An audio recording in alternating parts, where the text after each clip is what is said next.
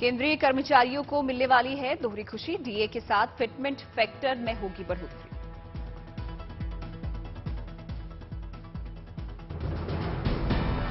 Fitment factor जो कि 2.57% है, उसे बढ़ाकर 3.68% करने का हो सकता है फैसला।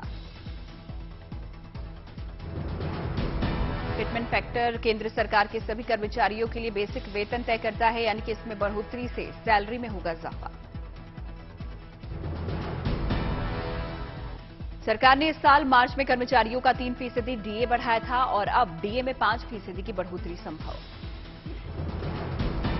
गुजरात और तमिलनाडु के दौरे पर जाएंगे प्रधानमंत्री नरेंद्र मोदी। 28 और 29 जुलाई को होगा दौरा। कई परियोजनाओं का करेंगे उद्घाटन और शिलान्यास।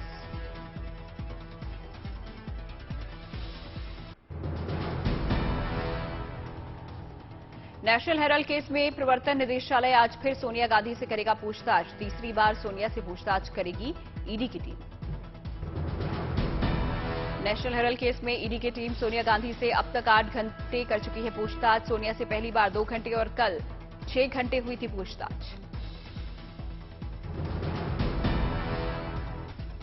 कांग्रेस ने सोनिया गांधी को तलब किए जाने को बनाया मुद्दा। आज भी जारी रहेगा कांग्रेस का देशव्यापी सत्याग्रह। प्रदर्शन के दौरान राहुल गांधी को हिरासत में लिया गया था। राहुल दिल्ली में विजय चौक पर कांग्रेस के विरोध प्रदर्शन की कर रहे थे अगुवाई। नागपुर में कल कांग्रेस कार्यकर्ताओं का दिखा था उग्र प्रदर्शन। एक कार को किया था आग के हवाले।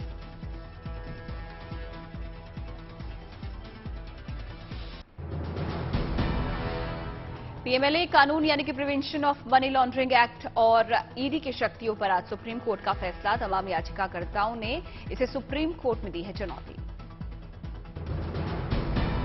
सुप्रीम कोर्ट में पीएमएलए कानून और ईडी की शक्तियों पर सवाल उठाने वाली कुल 240 याचिकाएं। सुप्रीम कोर्ट सुबह 10:30 बजे ईडी की शक्तियों से जुड़ी हुई याचिकाओं पर सुनाएगा फैसला। जस्टिस एएम खानविलकर के बेंच ने पूरी की है सुनवाई। पश्चिम बंगाल में टीएमसी विधायक माणिक भट्टाचार्य से आज ईडी की पूछताछ। शिक्षक भर्ती घोटाले में ईडी ने किया है तलब। पश्चिम बंगाल प्राथमिक शिक्षा बोर्ड के पूर्व अध्यक्ष हैं माणिक भट्टाचार्य। दोपहर 12 बजे तक ईडी की टीम करेगी पूछताछ। टीएमसी विधायक माणिक भट्टाचार्य के खिलाफ ईडी ने पहले सबूत जुटाने की कोशिश की थी। माणिक के आवास और डब्ल्यूबीबीपीई के दफ्तर पर की गई थी छापेमारी। शिक्षक भर्ती घोटाले में ममता के मंत्री पार्थ चटर्जी और उनकी करीबी अर्पिता मुखर्जी 3 अगस्त तक ईडी की हिरासत में। अर्पिता के ठिकाने पर बरामद हुआ था करीब 21 करोड़ कैश। ईडी सूत्रों के मुताबिक पार्थ चटर्जी ने पूछताछ में नहीं किया सहयोग। शिक्षक भर्ती घोटाले में ईडी ने पार्थ से किए सवाल। क्यों रद्द की थी योग्य उम्मीदवारों की सूची। सूत्रों के मुताबिक अर्पिता के घर से बरामद करोड़ों रुपए और शिक्षा विभाग के लिफाफे पर पार्थ चटर्जी रहे खामोश। कहा मुझे कुछ नहीं पता। ईडी ने पार्थ से अर्पिता के घर से बरामद काली डायरी और हवाला से जुड़े हुए सवाल भी किए। कुछ कारोबारियों से रिश्ते पर भी किए सवाल, लेकिन नहीं मिले सीधे जवाब। बीजेपी सांसद दिलीप घोष ने टीएमसी पर किया वार। कहा कि आपने लूटने के लिए जनता से हासिल किया था वोट। शिक्षक भर्ती घोटाले पर पश्चिम बंगाल के विधानसभा स्पीकर विमाना बनर्जी ने साधी चुप्पी। मामले को बताया विचारधारा। पश्चिम बंगाल में शिक्षक भर्ती घोटाले को लेफ्ट ने बनाया मुद्दा। आज कोलकाता में दोपहर 2:30 बजे बड़ी रैली। दिल्ली दंगे के आरोपी और यूनाइटेड अगेंस्ट हेट के संस्थापक खालिद सैफी की मेडिकल रिपोर्ट आज कोर्ट में दाखिल करेगा जेल प्रशासन। दिल्ली के सरकारी स्कूलों में 10वीं और 12वीं में दाखिले के लिए हुई परीक्षा के नतीजे आज होंगे घोषित। ईडी ने दिल्ली हाईकोर्ट में दी याचिका। केजरीवाल के मंत्री सत्येंद्र जैन की दिल्ली सरकार से संचालित अस्पताल के अलावा एम्स या किसी और हॉस्पिटल में हो मेडिकल जांच। 6 जुलाई को निचली अदालत ने ईडी की इस मांग को किया था खारिज। अब ईडी ने दिल्ली हाईकोर्ट में निचली अदालत के फैसले को दी है चुनौती। मनी लॉन्ड्रिंग केस में घिरे केजरीवाल सरकार के स्वास्थ्य मंत्री सत्येंद्र जैन अभी दिल्ली के एलएनजेपी अस्पताल में भर्ती। ये अस्पताल दिल्ली सरकार के है अधीन। शिवसेना में छिड़े घमासान के बीच आज उद्धव ठाकरे का जन्मदिन। 62 साल के हुए उद्धव ठाकरे मातोश्री में जुटेंगे समर्थक।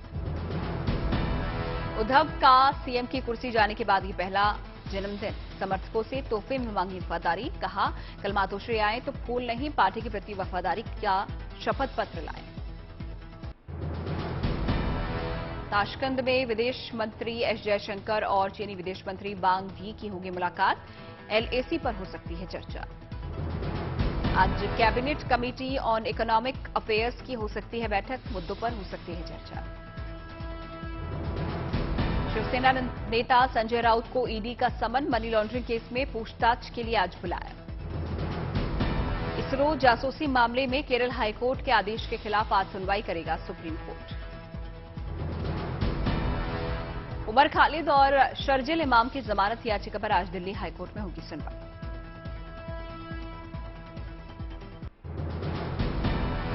एनडीए के उपराष्ट्रपति पद के उम्मीदवार जगदीप धनखड़ ने दिल्ली में अलग अलग राजनीतिक दलों के नेताओं से की मुलाकात। हमीरपुर में हिमाचल प्रदेश के मुख्यमंत्री जयराम ठाकुर ने रखी कई विकास परियोजनाओं की आधारशिला। यूपी के बांदा में डीएम ने सरकारी स्कूल में लगाई पाठशाला, बच्चे नहीं बता पाए सीएम और पीएम का नाम। जयपुर में कस्टम अधिकारियों ने 52 लाख के सोने के साथ एक शख्स को किया गिरफ्तार, पूछताछ जारी। पटना के मनेर में वज्रपात ने ली 3 लोगों की जान, पुलिस ने शव को कब्जे में लेकर पोस्टमार्टम के लिए भेजा। विद्युत मंत्रालय के कार्यक्रम में आरजेडी विधायक की फिसली जुबान, कहा मनमानी करने वाले बिजली विभाग के अधिकारियों और कर्मियों की करेंगे पिटाई। प्रयागराज में कॉन्वेंट स्कूल के 11 छात्र गिरफ्तार, गैंग के सदस्य छात्र दबदबा कायम करने के लिए करते थे बमबाजी और फायरिंग की वारदात। नशे के कारोबार के खिलाफ उत्तराखंड पुलिस को बड़ी कामयाबी, 60 लाख की कीमत के स्मैक के साथ 2 गिरफ्तार। आगरा में करगिल शहीद के घर 2 बदमाशों ने की लूटपाट, बच्चे की गर्दन पर चाकू रखकर दिया वारदात को अंजाम।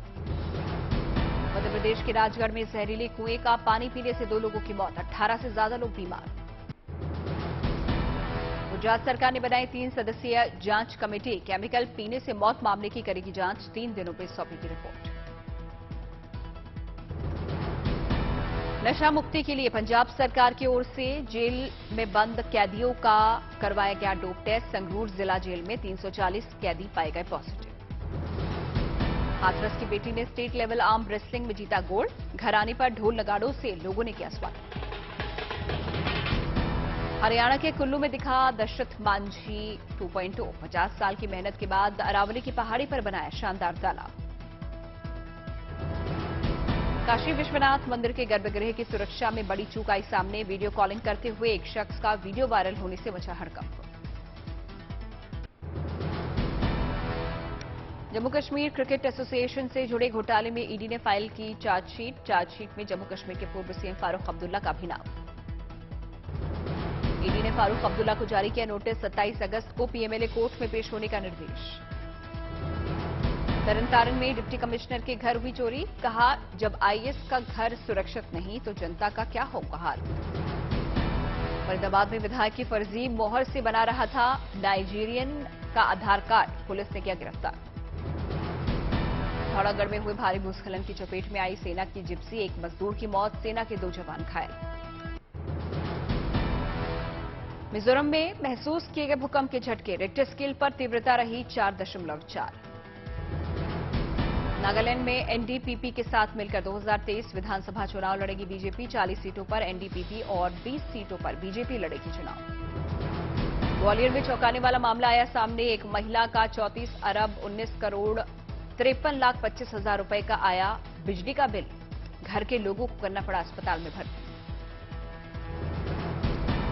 वाराणसी में बाढ़ के चलते बढ़ा गंगा का जलस्तर, दशाश्वमेध घाट पर बदला गया आरती स्थान। राजस्थान के धौलपुर में मूसलाधार बारिश के चलते चंबल नदी उफान पर, जिला प्रशासन ने नदी के आसपास इलाकों को किया अलर्ट।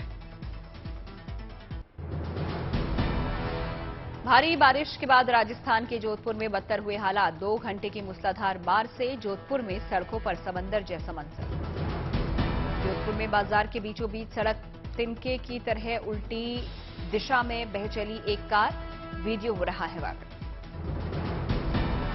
जोधपुर में खंडा पलसा से जालोरी गेट के बीच जगह जगह सैलाब का सितम, गाड़ियों की छतों तक पहुंचा बारिश का पानी। जोधपुर में मथुरादास माथुर अस्पताल के अंदर बहते दरिया जैसा मंजर, बाहर सड़क पर जलभराव में फंसी एम्बुलेंस। जोधपुर रेलवे स्टेशन के बाहर भी जबरदस्त जलभराव, सड़क पर पानी का तेज बहाव देखकर राहगीरों का छूटा पसीना। राजस्थान के भीलवाड़ा में तेज बरसात ने शहर को किया पानी पानी, बस और कार सवार पानी में घिरे। सैलाब के बीचों बीच फंसे लोगों के रेस्क्यू के लिए आगे आए स्थानीय लोग, काफी मशक्कत के बाद सुरक्षित निकाला गया। निचले इलाकों में दुकानों और मकानों में भरा पानी, लोग घरों में रहने के लिए मजबूर। सड़कों पर 3 से 4 फीट तक पानी भरने से लोग बेहाल, जल जमाव से बीमारी का भी खतरा। कोटा में भारी बारिश के चलते बोलेरो कार पानी में डूबी, मुश्किल से बचाई गई ड्राइवर की जान।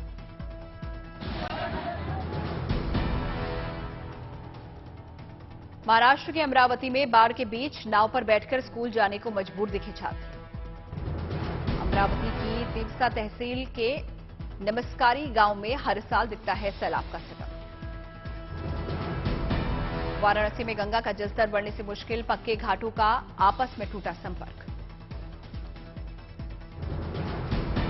रायगढ़ जिले में 2 दिन से हो रही है तेज बारिश, नदी नाले उफान पर, केलो नदी भी खतरे के निशान के ऊपर बह रही है। बाढ़ में फंसा कार सवार, कई घंटे के बाद मुश्किल से हो सका रेस्क्यू।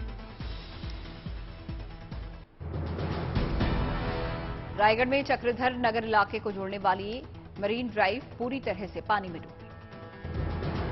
राजस्थान के बूंदी में पानी का दिखा प्रकोप, हिंडोली इलाके में, रामेश्वर महादेव इलाके में भी दिखा सैलाब। बारिश के पानी ने अकोदा के पुल पर आने जाने वाले लोगों की बढ़ाई मुश्किल, कई गांवों से टूटा संपर्क। बूंदी के अकोदा के पुल पर सैलाब के बीच जान जोखिम में डालकर नाला पार करते लोग सेल्फी लेते हुए आए नजर।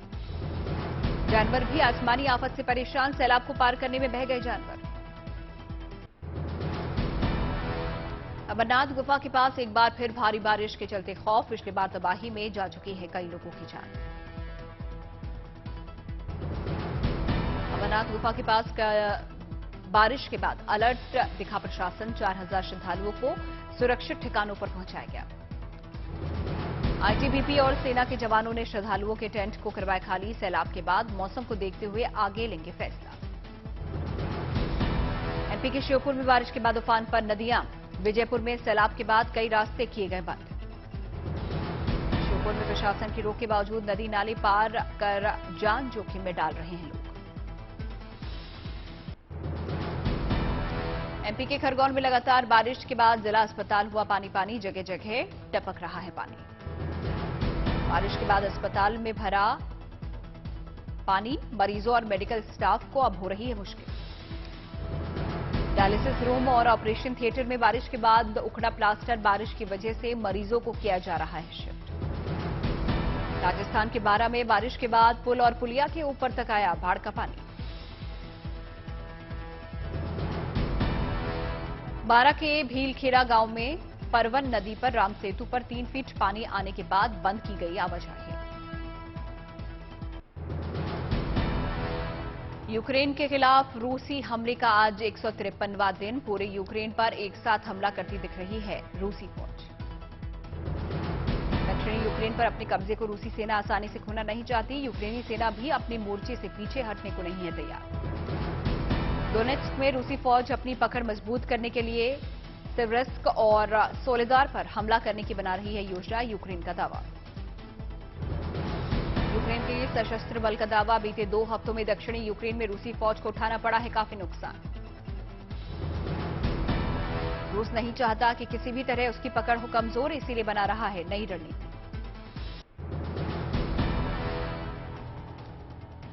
रूसी सेना ने बीते मंगलवार को वॉलिन और पोलिसिया की दिशा से किए हवाई हमले। बेलारूस की जमीन से स्कंदर मिसाइलों से लगातार हो रहा है हमला।